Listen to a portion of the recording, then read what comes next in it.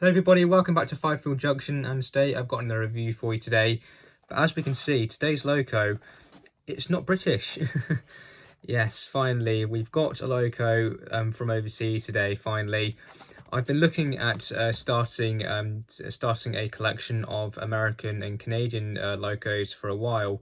It's mainly Canadian stuff that I've been looking at, so not necessarily Canadian built locos, but more locos that run in Canada, if you like, and carry Canadian liveries and such. And this is the first of what I'm sure will be many locos that will be joining that collection as it hopefully grows over time, whenever I can be bothered to buy any more. But yes, today's loco, as we can see, I've chosen to do this one first for a couple of reasons. The first reason, as we can see, not only is this loco obviously, as we can see, it's Bachmann and all that, so it's HO scale, but not only that, it's also a DC sound fitted model, and that's one of the reasons that I decided to go for it. First of all, I think the livery is fairly unique. I don't think many people have done reviews of this livery. I haven't really seen much of this sort of livery seen in any reviews or anything. But also it's the DCC value sound, so it's not a proper DCC sound that's fitted to this loco, but it's the value sound, so it's a more budget decoder, if you like, fitted to this model, which obviously helps keep the cost down. It's not really cheap, it's not a dirt cheap decoder, but it's still basic enough that it's not massively expensive, and again it helps keeps the cost down, makes it more affordable and stuff. But this loco, it has come all the way over from America. You can buy these over in the UK if you're lucky, but you probably will find it quite hard. You are really going to have to shop overseas and get the model sent over. And that is what I did with these. And it wasn't just this loco that I bought. I didn't just buy this loco and that was it. I did buy quite a few items. I bought some rolling stock, so we'll get to see this horse and wagons later on. I also bought a couple more locos as well, and you'll see reviews of those come in the near future. But I decided to do this one first because I think it's a bit more unique, and it's I think it would be a good start, make a good start to making reviews and doing some videos on some American stuff. And now the loco itself is a GP-40. That's what this particular loco is. If we look at the end of the box, the model code for this one is 66304. It's an HO EMD GP-40 DCC sound SOO line, and it's number 4603. And now I don't know too much about the SOO line. I did do a little bit of research a little while ago. Not that I can remember much of what I read, but from what I read, this particular company, when it was around, I don't think they're around anymore. But they did run into Canada. I think it was mainly around sort of the borders between America and Canada, more to the eastern side of the countries of the US and Canada, sort of over that way. I think is where they more or less were seen. But again, I'm pretty sure they're not around anymore. But they had, I think they had a decent sized fleet. They obviously had these, which they probably used more as shunting locos maybe. But they also had some of the bigger locos around as well. And I think they lasted for a fair while, but again, I don't think they're around anymore. But the livery itself, it's quite a plain livery, I suppose. It's not massively complex, but still looks quite good, I think. I know it wasn't just this livery that they had. I think some of their locos were just fully red as well, but they still had the SOO branding on the side. So they had a fairly plain livery, but it's still not too bad, I think. It still looks quite nice. And it's by Bachmann, this particular model. It's the Bachmann USA range. And this particular model, it came from Train World in the US. That's where I bought this model from, and the other models that I got as well. And I really do recommend, if you're looking at buying some stuff from the US, I really do recommend looking at Train World, going on their website. Once you go on there, you can quite easily choose what price you want them to show, because it's not just US dollars. You can get them to show pounds, obviously. And there's quite a lot of other currencies on there as well that you can get them to show. So you can see basically how much a model is in your currency, wherever you're buying it from. But however, one of the things with buying models from overseas is that getting them shipped here does cost quite a bit of money. So postage can cost a fair bit, and then you've also got to pay customs as well. So the charges do build up over time, but if you disregard those and just look at the prices of the models themselves, you can get some amazing bargains from them, and this is definitely one of those amazing bargains to us, as is most of the other stuff that I bought. Now the RRP of this loco, now I couldn't find this exact loco on Bachmann's website, but I did find there's quite a lot of other GP-40s that they've got on there still, and I did manage to find another GP-40 on there with the same sound. The only difference was that it was in a different livery, and the RRP for that was $289, which is £232.63 approximately. So obviously not cheap, quite expensive, definitely up there with the higher range models. However, obviously I did not pay that. I would never pay anywhere near that, I think, for a model like this. The original price from when I bought it, I don't think this is on the, I don't think Trainmold have this on their website anymore, but I could be wrong. But when I bought it, the original price was £136 something, I think, but it was on sale for £89. £89 is what I paid for this loco. What? That is just insane. That is an absolutely insane bargain for a DCC sound loco. I mean, the chip that's in this is worth at least, I would think, 2/3 of that. Definitely, easily worth around that. So to get the model for that cheaply is just insane. That has an insane discount that I managed to get there. Very, very lucky. And that is one of the reasons I recommend going on there, because you can get some insane bargains from them. Really, really insane bargains.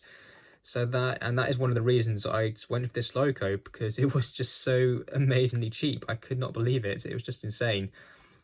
And now, obviously, for that amount of money, you wouldn't expect this model to be that good. But then again, for the RRP, you would expect it to be top of the range.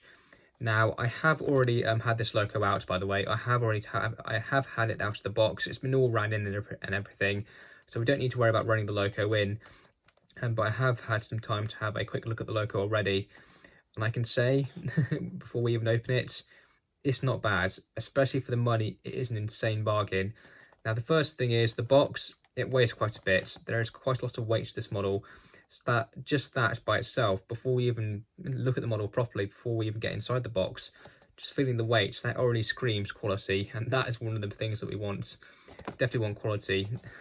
Obviously, for this sort of money that you get this loco for, £89, if you pay that for a loco over here, a brand new loco over here, you don't get anywhere near that. I mean, take the Hornby Railroad range into account.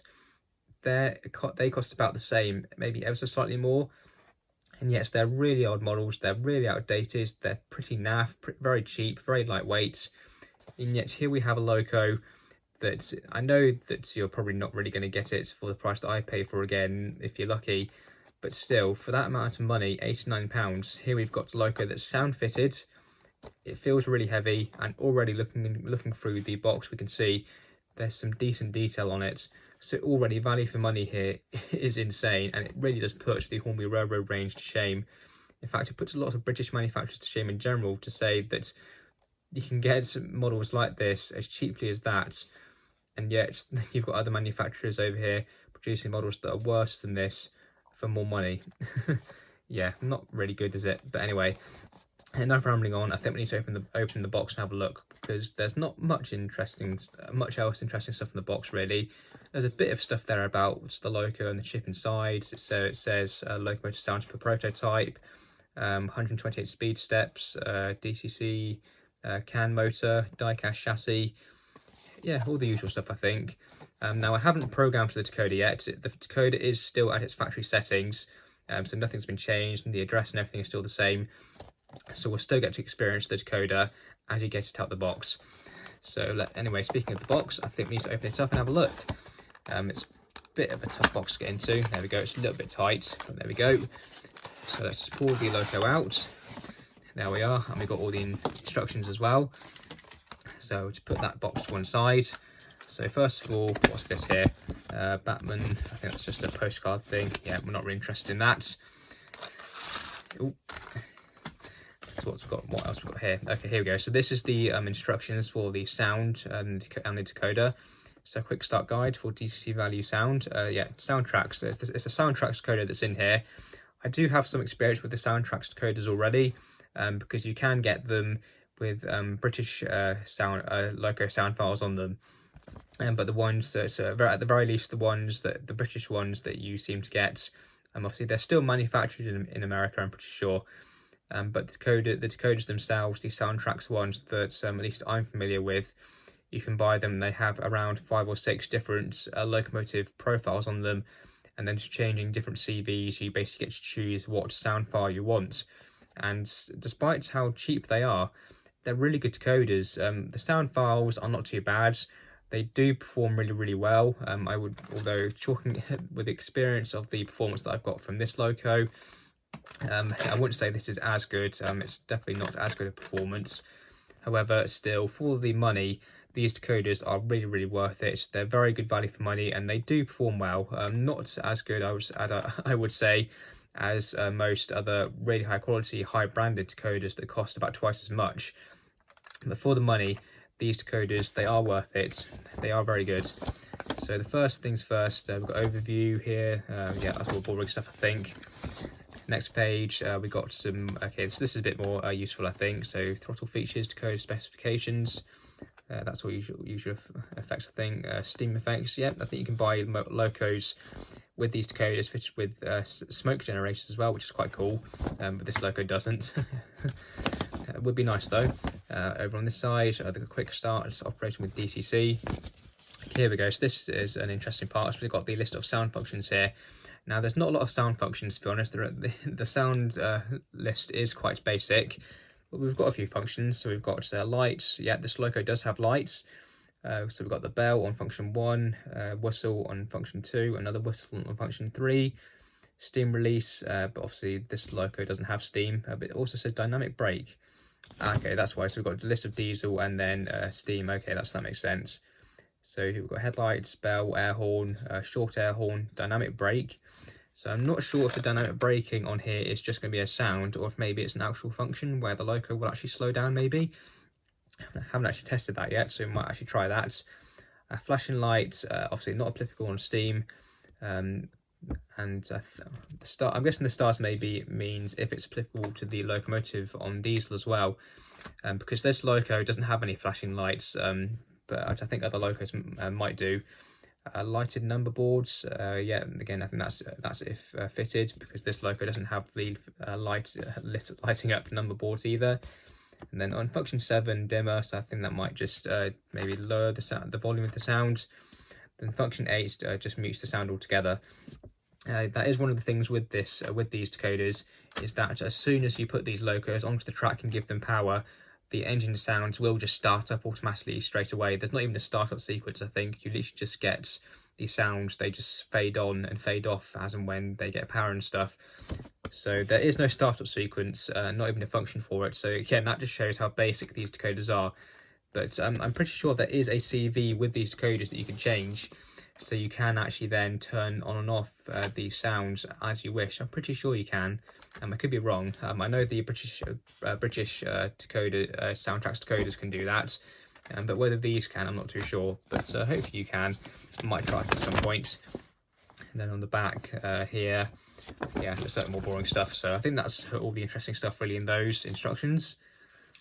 And then we've got the other ones here, and these are definitely useful. So this is the list of parts, I believe, looking at it. So let's just open these up. And yeah, there we go. So it's all the typical stuff. So it just shows all the parts that go into the loco. So we can see the circuit board there. I'm pretty sure with these locos, the decoder and everything is actually built into the circuit board itself. So there's no socket or anything. All the DCC equipment is literally wired and built into the circuit board itself. So if you did want to change, either change the sound in this loco, or maybe change it to analog or something, I'm not too sure.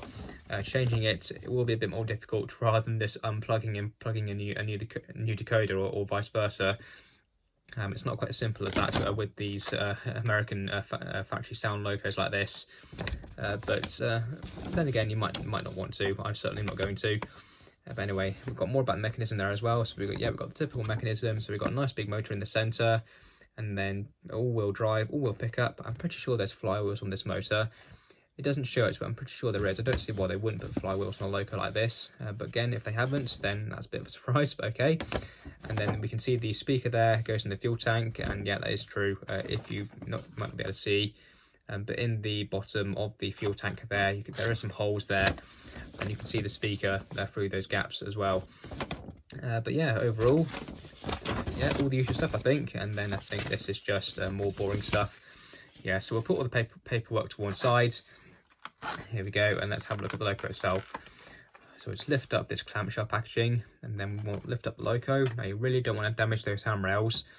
They are made of plastic, and they are quite flimsy handrails as well, so you want to be really, really careful with those that you don't damage them, because if you do break them, you're going to have a hell of a headache trying to repair them. So we'll hold the loco just down here by its fuel tank, and there we go. But yeah, overall, as we can see, whilst it is fairly basic in some areas, it's not too bad. The decoration is spot on. There's no blemishes anywhere. All of the paint has been applied really, really well. The handrails, whilst again they are very flimsy plastic, they do look very, very good, and they haven't warped at all either. By the looks of it, they're all nice and straight. Might be a little bit warped, I suppose. They look a little bit bent, but again they are plastic, so they kind of expect that, to be honest. Got some nice steps at the front. Again, these are plastic, but they feel quite sturdy actually. They're not not quite as delicate as I thought. You've got the typical Bachmann sort of easy mates couplings, I think they're called here, but they're basically KD couplers. And you basically get, well, you'll get these on every piece of American rolling stock that you buy. It's basically the standard coupler that you basically get, but obviously in America in real life, this is the sort of coupling that they use. So they can't really get any more realistic than that, to be honest. At the top there, we can see these are the lights that light up, and that is literally all you get. It's those two lights there. Then on the other end, it's those two lights there. That's all you get, and they both light up when you turn the lights on, but the forward direction, the lights are a bit brighter compared to in reverse. So when you change direction, you'll see that the lights either get brighter or they get dimmer, depending on which direction you're going in. So the lighting package is very basic. It's been kept to a minimum. But again, at least you've still got lights, and for the price, you really can't complain there. It's really, really good. And we've got the number boards up top as well, and some horns. The horns do look a bit, I suppose, chunky maybe, a little bit basic, but at least they're there, and they've been moulded quite well. Again, you've got the number down the sides. I don't think there's any cab detail. I think it's literally just the chassis there. That is literally the chassis block there. So there's no cab detail at all inside. Now, obviously, for the price that we paid, that's fine. But then, considering the RRP, yeah, that's a bit not really that good, is it? $290 or £232, and yet you've got a loco here, and you can see the chassis block through the cab windows. Yeah, not really that good, to be honest, but oh well. The underframe detail is it's a bit basic, I suppose, but it's the bogies. There's a bit of complexity to them. The mouldings are all very nice and crisp. They all look very, very good. I believe the sort of steps or pipe detail here, it looks like it's separately fitted, so that's not too bad. You can see, I think you can see some of the gears behind there. So yeah, the mechanism is a bit visible. It's a bit exposed, but again, you've got a very good mechanism. Again, you can't really complain too much. All-wheel pickup, all-wheel drive, big motor in the centre, nice quality mechanism. Can't really complain about that. The detail on the body, again, it is all quite basic. It's all moulded. There's not really much separately fitted parts, to be honest, on it. It is literally the minimum. But again, the mouldings are all very, very crisp. It's all been done very well. Overall, you can't really complain, really. It's all really, really nice. On the other end, again, you've got the lights. You've got the headboards as well. I believe these might be the tail lights, what they would be the tail lights if they did work. Obviously, on this loco, they're not working, but I'm pretty sure those would be the tail lights in real life. But again, I could be wrong. They might not be. They just look like they might be. But yeah, they don't work, so that's a shame. Got the same coupling again on the other end, obviously, so you can haul from whichever end you want. I'm guessing you probably might use this more for shunting rather than hauling big, heavy freight trains. But again, you can use it with whatever you want, I'm pretty sure. I'm sure that locos like this, they would have performed probably nearly everything, to be honest. Depending, obviously, what livery GP-40 you have. Obviously, you might not have this livery, you might have another one. They did operate all over the US and all over Canada, I'm pretty sure. you literally saw them everywhere. They really were everywhere when they were around. Well, they're still running, as I say. They haven't gone. They are still going. I'm not too sure how many of them are still going, but I'm sure quite a lot of them are still going, and which is quite nice because I quite like them. They're quite nice. They're very nice locomotives, I think. They look very nice. They're quite cute, I suppose. They're quite small, but overall, they're not too bad. They're really nice locos. So, to be honest, there's not really much to show you, I think, much else in terms of detail. It is quite basic, to be honest, in terms of detail. But apart from that, especially for the price that I paid, I can't complain, really. The RRP, definitely quite steep, I think, for what you get. But definitely for the price I paid, a really good bargain. Really, really good bargain. And obviously the main thing with this loco is going to be that sound. So let's head up to the layout, put it on the track, and we'll see what she's like. Okay, so here we are. So if we just grab the loco, we can put it on the track. Now remember, with this particular loco, I'm not sure if it's exactly the same for all of the factory sound locos like this from Bachmann USA, but definitely with this one, and I'm sure it'll probably be the same with all the GP-40s, because I'm sure they'll use all the same sound code and the same sound file. And when you put this loco onto the track, the sound will start up straight away. So again, if we just put her on, you'll see that the sound will just start up. There we go.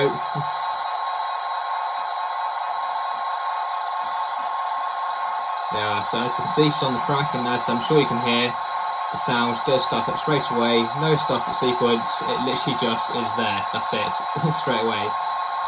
So hopefully you can hear me over that. It is quite loud, but I will try and I'll try and shout a bit so you can hear me.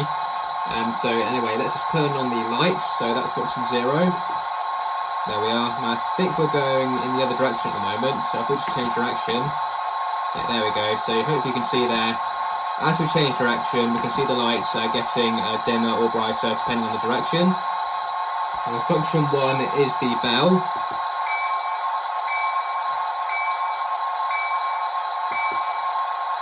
Very, very good. It is a very good bell, I think. Very, very nice. Despite how basic this decoder and speaker is, the sound quality is very, very good. It's definitely better than a lot of the other factory sound speakers and decoders that you get in the UK. But anyway, carrying on, function 2 is one of the horns. Very, very good. And the one on function 2, it basically continues until you turn it off yourself, so you can make it as long or as short as you want. Function 3 is the short horn. Very good. For some reason it plays when you turn the function on and off as well. A little bit strange, but oh well. Function 4 is the dynamic brake. Now again, I'm not too sure if this is actually a sound.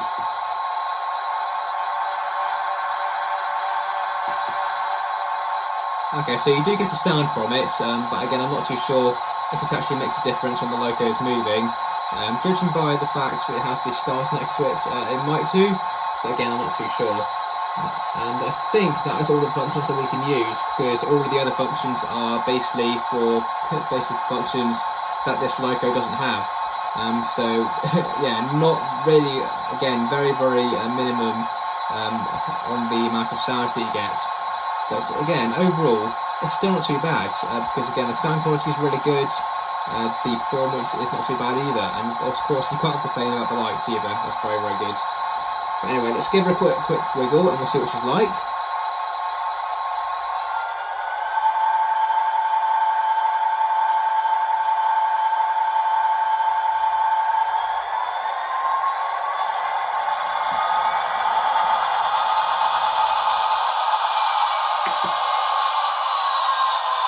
And the other direction.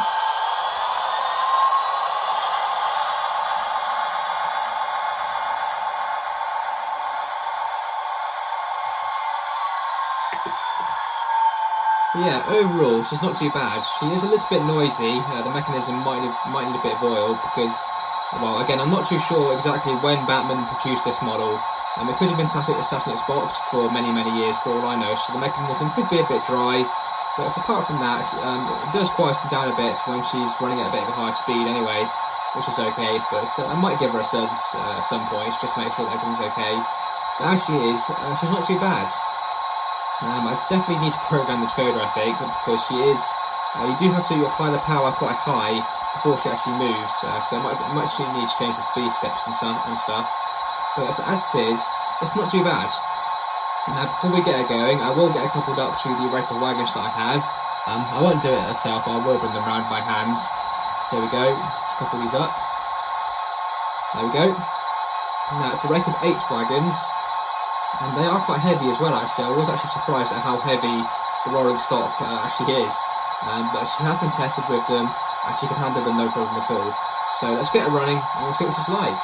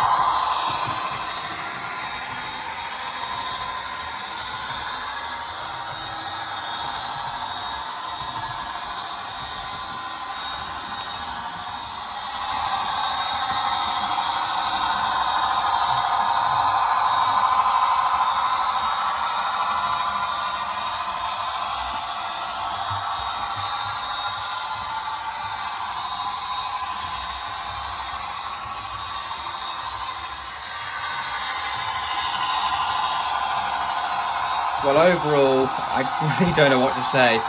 This loco is absolutely fantastic. She may not have the detail that a lot of other locos have, but she's definitely got the performance, she's definitely got the incredible value for money, and she sounds absolutely amazing. If you're thinking about starting a collection of American stock, or just thinking about getting one of these locos in general, I definitely recommend you get one. They are absolutely amazing. I definitely look around and try and get one as cheap as you can, but still, even for £100 or just over £100, this loco still definitely meets the mark.